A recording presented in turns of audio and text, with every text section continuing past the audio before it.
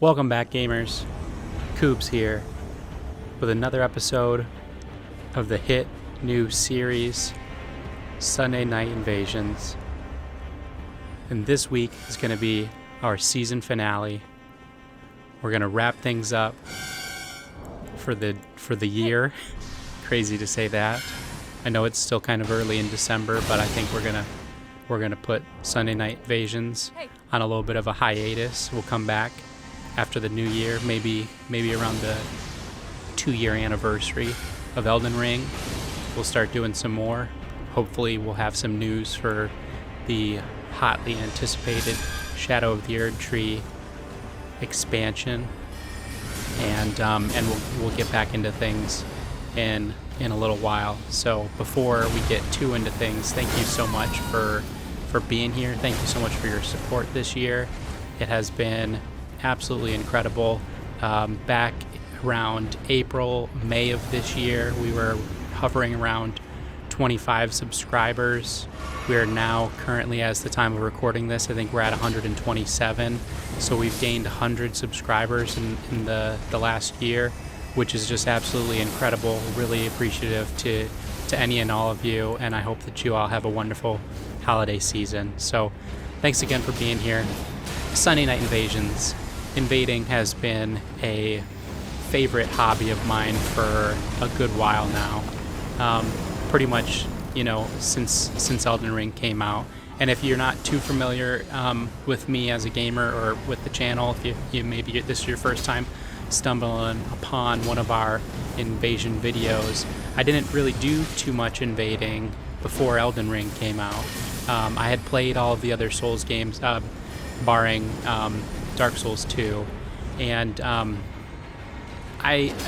Dark Souls 2 was one that I just couldn't really quite get into. I think it was like, I think a lot of the people that love Dark Souls 2, they love it because of the positive memories or the nostalgia that they have kind of tied to it. Because this is just my opinion, you're probably going to disagree, but I don't think that it holds up quite as well as some of the other games. Like going back and playing Bloodborne is still a blast. Look at that. That's a blast right there. Yeah, going back and playing Bloodborne's still great. Obviously they did the Dark Souls 1, the remaster, and Dark Souls 3 is still awesome, but Dark Souls 2 is like the one that I can't really find myself going back to. That doesn't matter. The point of what I'm trying to say is I wasn't really an invader before Elden Ring came along, and so I've been invading for a little less than 2 years now, a year and a half, a little more, and I've come to really love the invasion mechanics and just the fun that this sort of style of gaming can bring. And along the way, I've tried to make some videos that are maybe a little bit more helpful for the beginning invaders that are out there, so that we can have more amongst ourselves, because I think that would be awesome. And so it's been really a lot of fun to make these videos and to make this into a whole little series. And so this week we have Sunday Night Invasions Remastered. And you're saying to yourself, why isn't it a little early for a remaster of the series that just started? And you're right. You're absolutely right. And so this character that we're playing as is Urza Remastered. Urza's been with us since the very beginning. She's my very first invader character that I made, and she has gone through several transformations. Urza the Wholesome, Urza the Viper, Urza of the Void, Mound Maker Urza. So all sorts of fun, different transitions for this character, which has been really cool. But at the heart of it, it's usually a strength-based character, and that's one of the things that I really love in these sort of games is big swords and hitting people and throwing them in the air and stuff like that, And so that's been great and fun. And I was watching a Saint Riot video probably about a week or so ago. One of my favorite content creators, Saint Riot. If you're not familiar with his content, I highly recommend go checking him out. He's an incredible invader and just awesome, hilarious, entertaining content creator, and very inspirational to me as a content creator. A big reason I think that I've been able to have a lot of fun in my invasion journey is because of some of the things that I've learned and picked up from him. Mainly just like having fun with a build rather than trying to do what's the the most efficient or the most overpowered thing. Just have fun with it, and so love watching his content, and so I was watching one of his videos, and it was through him that I learned that the last The Last of Us Part 2 is being remastered. Just like what are we talking about right now? Like I'm pretty sure the game came out like 5 years ago, if that. At most it's been like 5 years. I don't necessarily know that we need a remake or a remaster of that one, but that's what we're getting. As somebody who was a huge fan of The Last of Us faction multiplayer mode, it's a little bit of a bummer that we haven't seen or heard any news regarding a Last of Us Part 2 multiplayer edition or add-on that they had kind of teased about and talked about previously, but yet we're getting a remaster. So it seems interesting, and it seems like we're having a lot in this sort of in the media culture right now. There's a lot of remakes and remasters and reimaginings, and so why do something new when I could just remaster the old stuff, So that was kind of the joke behind this video. But so the very first episode of Sunday Night Invasions that I did, which really wasn't part of the series of Sunday Night Invasions as it has been the last few months, but it was just an evening where I sat down and I was invading, and I was like, those invasions went really well. And so I put them all together, and I uploaded it to YouTube, and I titled it Sunday Night Invasions.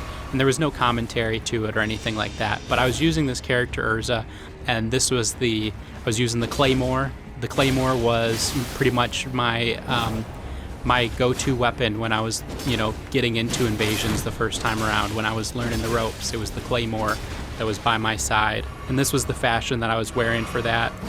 And so I figured I'd, remodel my character a little bit, and this was before we had the ability to invade anywhere on the map. So all of our invasions that evening took place in the capital of Leyndell, and so for this one I tried to do my invasions at Leyndell, but it was kind of sparse. Here and there I would get one trying to invade nearby, but I had a lot more luck just invading the whole map. And so we're starting with the first two there we saw were in Leyndell, and then we were just in the sewers of Leyndell. Now we're at the capital outskirts. So we're kind of slowly working our way outside of the city and into new territory. But that was kind of the heart and soul of this one, was to kind of go back to where it all began and pay homage to that. So hopefully you enjoy some of these invasions. Some of them so far have been good and fun, and there's definitely some good ones ahead of us as well. So really excited about that. We're coming off of the tail end of the video game awards, and Baldur's Gate 3 has just won Game of the Year. Well deserved, in my opinion. I've been absolutely loving my playthroughs. I think I'm on my third playthrough right now in like the last month since I've had the game. So if that says anything to you about how awesome and compelling the game can be, that's it's been great. I haven't played all of the games that came out this year. I'm sure that Final Fantasy 16 was probably pretty awesome. I did play Lies of P, and I really loved that. And if I hadn't played Baldur's Gate 3, I probably would have said that was my game of the year. But yeah, just being a fan of Dungeons and Dragons, I think that playing Baldur's Gate 3 is just like a dream come true. So tons of fun. Highly recommend you check that one out if you can. Maybe around the holidays you can get that one for Christmas or something like that from one of your loved ones, or better yet, maybe you can gift that one to one of your loved ones, and I'm sure they would absolutely love you for it. Look at this one. Gotta slow this down. Check this out. I think I might have found a little bit of a combo. Don't know if I would call it a true combo, but if they don't roll out of that first one, that spinning slash, and you hit them with the R1, you can get them when they roll away with that Giant Hunt. So haven't used Giant Hunt in a while, and I'm really happy to be picking it up again.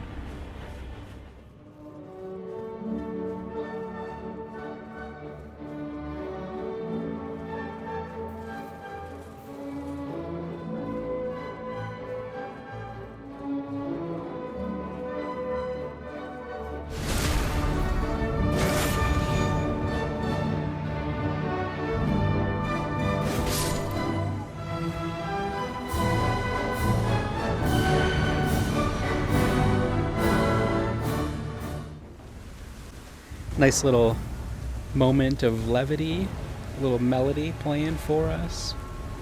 Kind of cruise us into this later half of the video. I'm a PlayStation gamer, and I made a video a couple months back, probably September-ish maybe, talking about the price increase that was going to happen for the PlayStation Plus subscription. The membership with PS Plus the price was going up, and at the time, they had said that they were going to they were raising the price so that they could improve the quality of games that they provided for us for free, basically. And so naturally, I think I have kind of like a cautiously optimistic disposition towards things, especially, news like that. It's like, all right, you're charging an extra $20 for your year-long membership, which, if you break it, and we did this in the video, break it down to like per month, it was like $1 or $2 extra, which isn't terrible, to play online and have fun gaming online with your friends, or just, PvP and stuff like that. But when you look at it, it's like that's a pretty large increase in the overall cost, $60 to $80, and it doesn't really I don't think that it helps that it's kind of like setting a new tone or a new trend where, like, now is Xbox Live going to cost more? I don't know much about Xbox Live anymore, or the Xbox Game Pass, but like, is this price increase that Sony is doing going to cause price increases elsewhere because people see, oh, well, we could just make millions just by raising the price of our monthly subscription. So wasn't too happy about it, but was, kind of hopeful to see where we went with the free games that were made available. And gotta say, been pretty disappointed about things. I don't know about any of you fellow gamers out there. One of the things that I like to do on this channel is to make videos kind of covering new free games that come out. Most recently, we did one about the Aliens, I think it was called Fireteam Elite or something like that. And that was one of the games that they gave us in November for free. Pretty much like the only highlight, in my opinion, of the games that came out at the time. And so it's kind of put a little bit of a bad taste in my mouth, personally, that we haven't had any like real highlights when it comes to the free games that have come out. And especially around this time of year, you would think that in the month of December that they would be, like, hey, let's give a game that's really going to kind of, blow our fans away.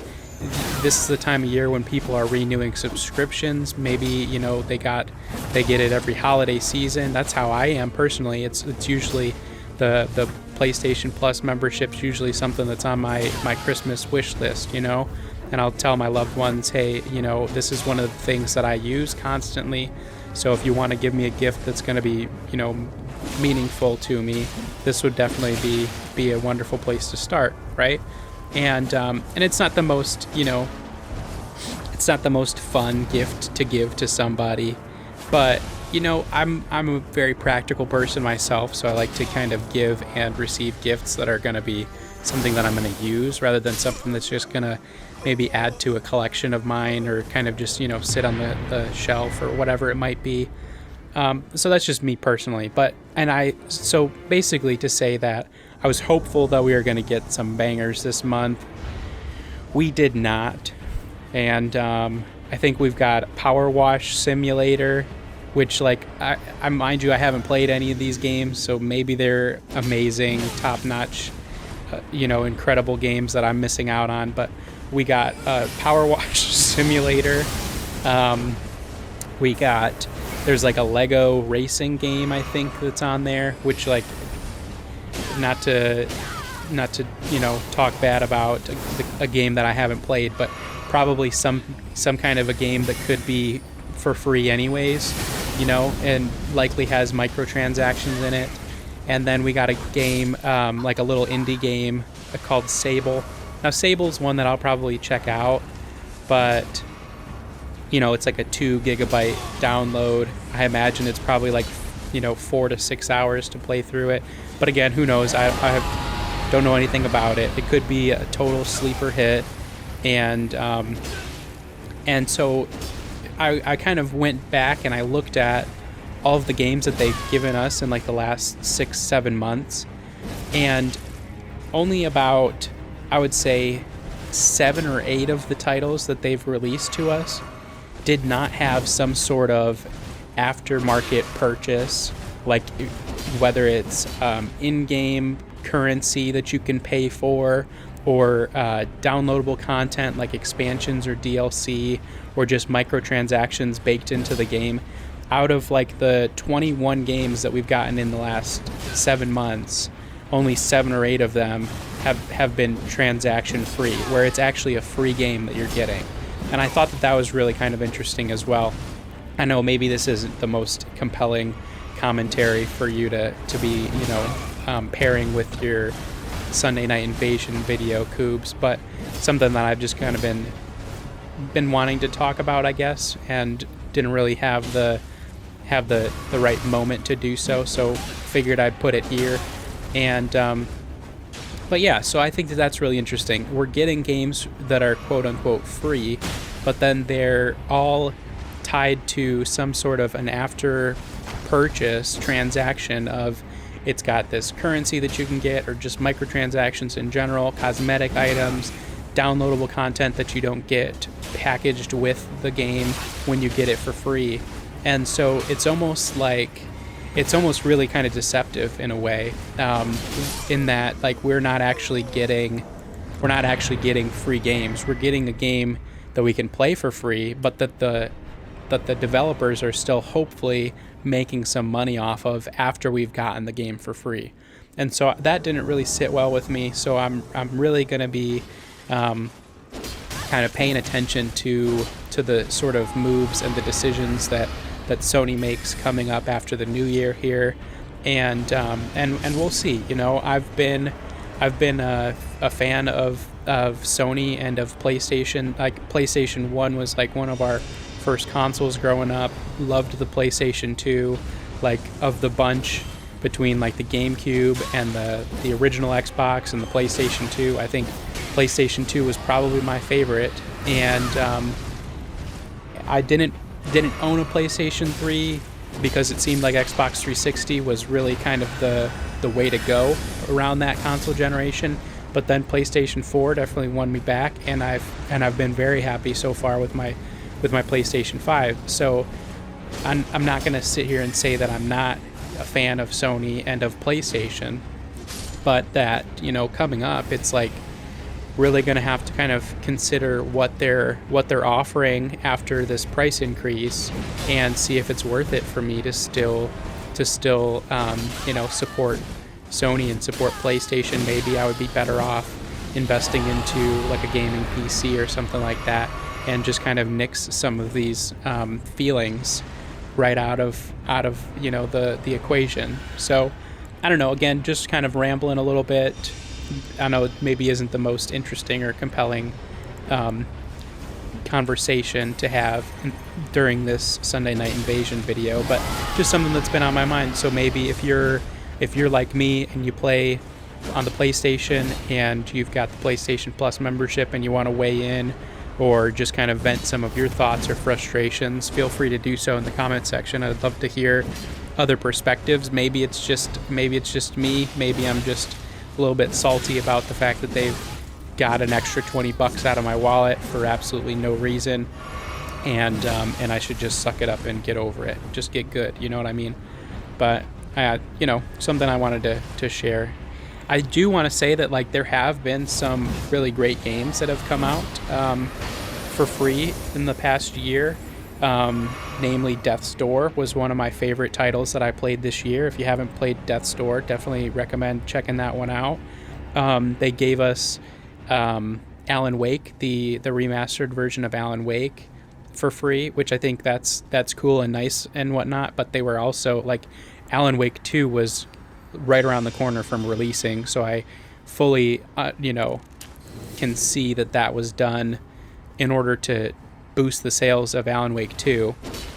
Aside from that, they gave us Weird West. Weird West is a good one that I kind of dipped my toes into, but haven't really fully immersed myself in that one yet. But that seems like a really cool one with a lot of replayability.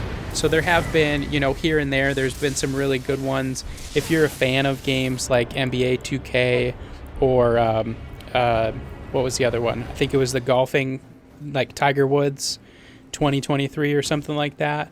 Like that's cool to get for free if you're kind of more of like a casual gamer or you're into sports games and you're getting those titles for free.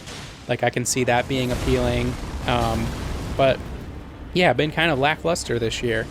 But aside from all of that, still talking about free games, there has been a couple of things that I have been excited to check out. Didn't think I would ever hear myself saying this, but Lego Fortnite, who knew? That one's pretty cool. Again, pretty off topic from the content that we're watching on the screen, these invasions, me getting my butt kicked right now.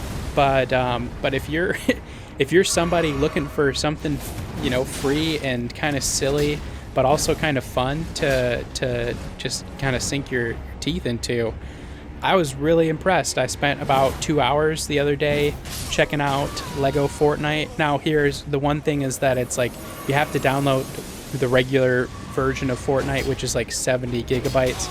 So you got to have room for it. That could be a bummer or a little bit of a deterrence if you're not, if maybe you don't have that space available or you're just not really interested in downloading the entirety of Fortnite. But to add something as cool and as seemingly fleshed out as this new Lego mode, it's like this is pretty cool. And I think about like a younger version of myself playing a game like Lego Fortnite, especially around the holidays when I've got some time off from school. Like I would be absolutely loving it. So really cool one. I could see that being a big hit for some of the younger gamers that are out there. So maybe if you're a mom or a dad gamer and you've got some young ones out there and you're trying to find cool things for them to check out. I know Fortnite can be a little bit predatory in its microtransactions and stuff like that, but if you can kind of rein all of that in and encourage them not to spend any of your money swiping your credit card, I could see that one being a really cool, fun game for a lot of these young gamers. It's basically like Minecraft, but like you're playing as a Lego character, and you're using the Unreal Engine that Fortnite uses, and it's like a beautiful game, especially on the PlayStation 5. Like it looks really good. And so I was like, my brother came home, he was like, yeah, did you hear there's like a Lego Fortnite mode? And I was like, no, I'll have to check it out. And so sat down just to spend some time with it, and I was actually kind of impressed by it. So yeah, if you didn't know, now you do. Lego Fortnite, who knew? And so yeah, I could see that being kind of fun, with maybe playing with some friends, going on some exploration adventures, and just having a good time with it this holiday season. Another one that just released free to play, and I did a video covering the beta of this one. It's called The Finals.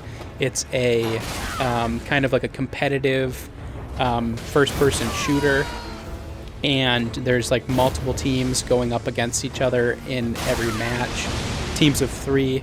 And so I kind of liked the beta. I liked parts of the beta. I wasn't completely sold on the overall entirety of the experience, but I did download it recently. I think that one just came out this past week on like December 7th. So just a couple of days ago before this video is going live. And yeah, so that's another one out there that you can check out. I would be really interested to see how that game does. I don't know if it's going to have, much longevity to it. I haven't seen hardly any marketing for it. Like, it's not like they have any sort of videos out kind of hyping up the game.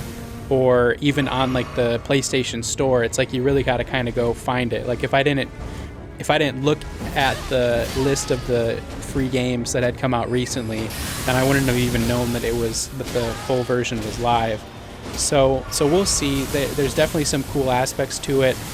Some of the people working on the game, or like the developers and creators of the game, worked on some of the Battlefield series, and so you have a lot of the like destructible buildings and environments, and I think that element is really kind of cool. But we'll have to see if the full release tweaked any of the things that I thought were kind of minor issues with the beta version, or how it fares. But so we'll check that one out. So I mean, still some cool free-to-play games that have come out recently to be excited about and check out and spend some time with over the holidays. But you can't always get what you want. But if you try, sometimes you might find that you do get what you need. So just a little bit of rambling. Thank you again. Thanks so much for being here. I really appreciate you. And always remember that you can do anything that you put your mind to. I never thought that I would have over 100 subscribers on YouTube just making these silly little videos, but that's happened, so that's a pretty cool thing. Definitely didn't think that I would put together videos kind of, cataloging and sharing my journey in Elden Ring as an invader, and that's been really cool too. But it's all just finding the time to do things that you love doing, and just doing it. That's, I think, the biggest part of it. And so yeah, hopefully maybe along the way I've inspired some of you all to, whether it's to get into Elden Ring and to invade, or just make content of your own. Maybe that would be incredible. If I've ever inspired even a single person to go out and make stupid YouTube videos, that would be top notch for me. Like one of my greatest achievements, I would say, because I think that that's like, especially in the era that we live in, where it seems like everybody has disposal to, maybe disposal's not the right word, has access to the ability to make content is at your disposal. That's what I should say. Like, you can make content about anything. I found some videos the other day. I'm honestly probably going to include this guy's his channel, a link to his channel, in my description of this video. I'm gonna do that. Anybody who's still here at the 28-minute mark and you're like, or the people who aren't here but read the description will be like, why is this guy linked? It's because he's just so wholesome and awesome. I think his name is White Elephant, like 1900, and I think he spells white with a Y in it, like WYTE. I'll find it. It'll be in the description. But he's this older gentleman, and he makes like milkshakes and floats. Oh my gosh, just the most wholesome content that I've ever seen before. He does Milkshake Monday, and he does Float Fridays, I think, like that, something like that. And just the greatest. I'm so glad that I find these sorts of things. I stumble onto, these awesome content creators here on YouTube, because it just brings so much joy to my day when I scroll across one of his videos and he's talking about how he's gonna make a Butterfinger float, or milkshake, or whatever it might be. So little things like that. But so if this guy can do it, I'm sure that you can too. So find something that you love doing and go out there and find a way to do it, gamers. I think I'm gonna go ahead and sign out for the last time this season. I'll be around. There'll be some videos coming to the channel still, but I think we're gonna take a little bit of a break from the Elden Ring invasions. There's that combo again, gamers. You blink and you miss it. I have been and always will be Coobs. Peace and love, gamers. Thanks again.